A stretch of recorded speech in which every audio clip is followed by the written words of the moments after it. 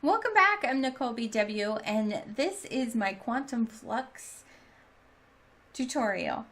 So, this is a tutorial all about Quantum Flux. I think it's a neat little mod that I've learned about recently, so I'd like to explain it to you guys and share it because I think it's really kind of cool, and I want to start using this mod more often when I find it in packs. So, what you have is titanium ore. This will spawn in the overworld. You can turn this into titanium ingots, which you will use to make the different machines and stuff. You can also use that to make the base armor, the titanium helmet, chest plate, leggings, and boots. As you can see, there's not much to, let's see, quantum, oh shoot. There we go. There's not much to this mod. It doesn't add like a ton of stuff, but it does add some really cool, interesting things. So there's also Darkstone. Darkstone is made by black ink or something similar to black ink, like the powder from Britannia, that sort of stuff. So like an ink sac, some smooth stone and cobblestone. So it's just an interesting sort of decorative block. You can also make pillars, you can make tile, you can make decorative dark stone to make your different designs in your house if you wanted it to be more industrial looking. I think that would be interesting. There's also a dark stone lamp that lets off some nice amount of light. So you can build those right into your builds, and you don't have to have torches everywhere, which is really nice. Now, the first thing that you'll want to do is to make a quantum entropy accelerator. Now, this is basically like a generator. It's like a trash can. You can throw anything in there, and it will generate RF from your trash, which is really nice. If you're playing like a skyblock and you have a mob farm, or even just a regular mob farm from like a skeleton spawner or something, you can have the trash generate RF a tick for you. Right now I just have cobble being generated, and you can see how fast it is taking it. It will eat through your stuff like crazy, but it does generate a lot of RF. And so that is nice. This is how much RF is in here. This is a level 5 qubit cluster, which is like an energy bank. And so it's not showing over here because it doesn't have, this holds a lot of RF. So that's the first way that you can use to get started making RF in a world.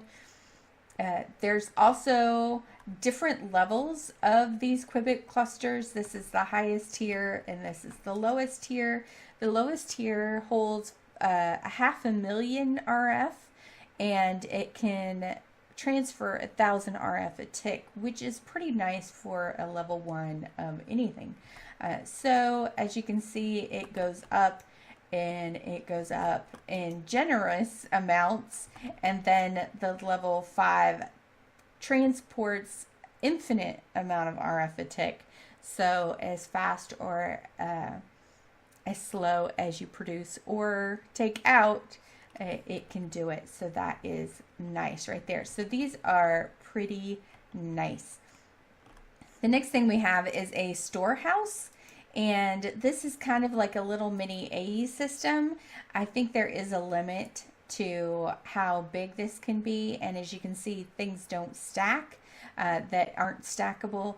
So it's not quite like an AE system, but it does hold quite a bit for just a 1 block space. These are some of the tools that you can make.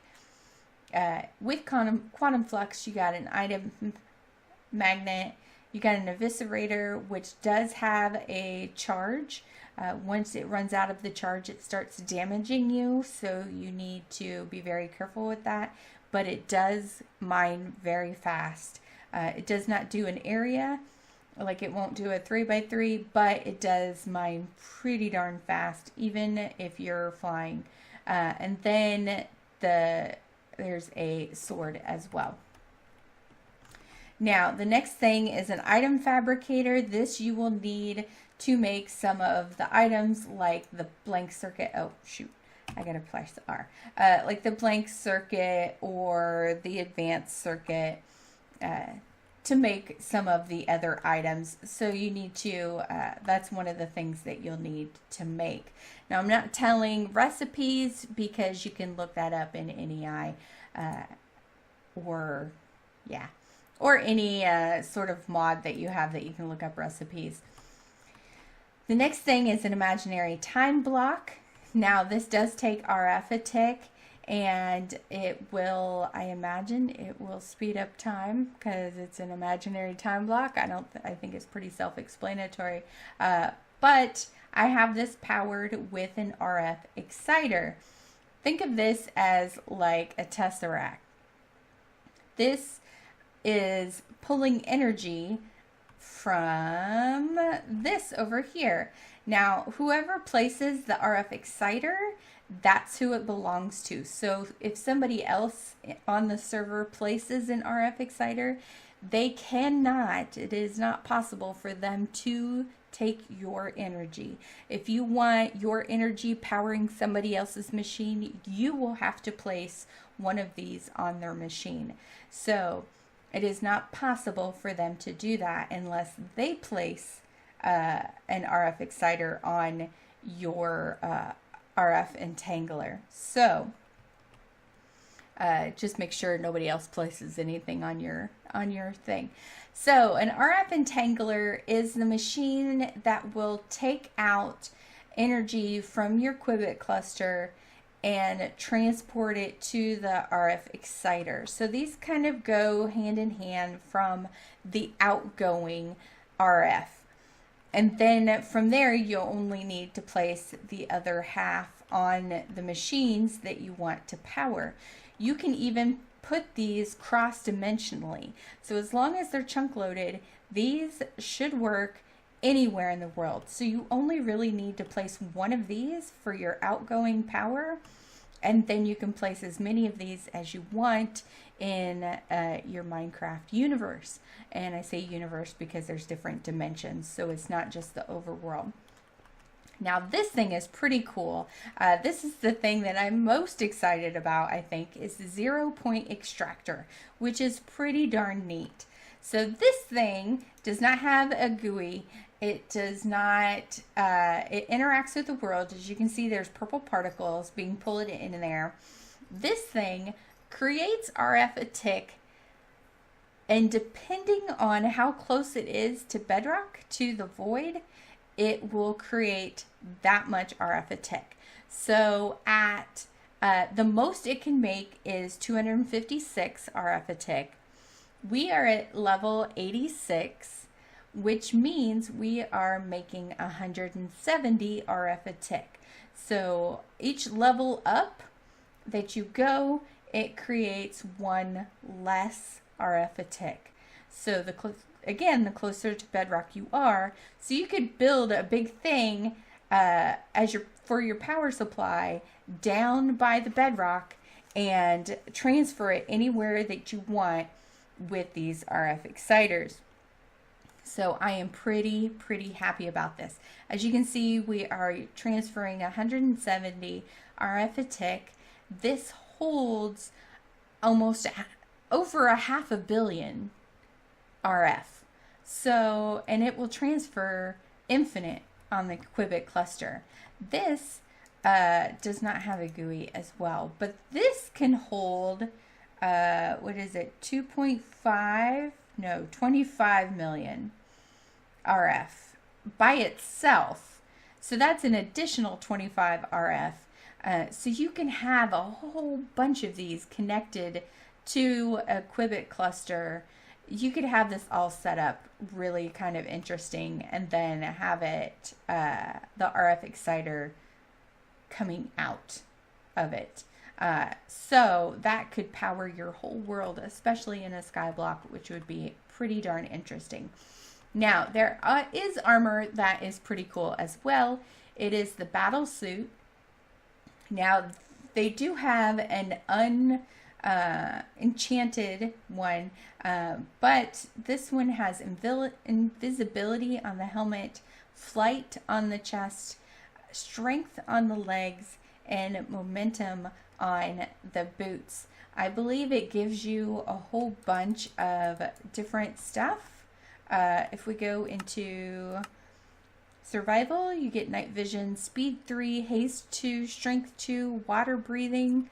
It's pretty neat. You can fly in like creative mode. I'm going fairly fast. And it gives you full stuff. Now this does have a charge, and it does take up energy as you are flying around. So you need to watch that, because I don't know what happens when you lose the charge of this. And if it's anything like the eviscerator, it might damage you if it runs out of energy, and you don't want that. Or you could lose flight, and if you're flying above the void, that is not something that you want to experience. So I hope you guys enjoyed this tutorial. It is a very simple mod, but I think there's a lot of different things that could be very beneficial in any kind of world, a skyblock or a just a plain overworld type world. So, because you could build these 0-point extractors even on land, so, and it'll still pull out energy. So that is very exciting. You do not have to have it over the void, but as close down to bedrock or level 1 that you can get it, all the way down there, that is where I would suggest putting them. So I hope you guys enjoyed the tutorial. If you have any questions about this mod, or would like to see a tutorial on any other mods, let me know in the comments down below. I'm always taking suggestions for new tutorials, and I will see you guys next time. Bye bye.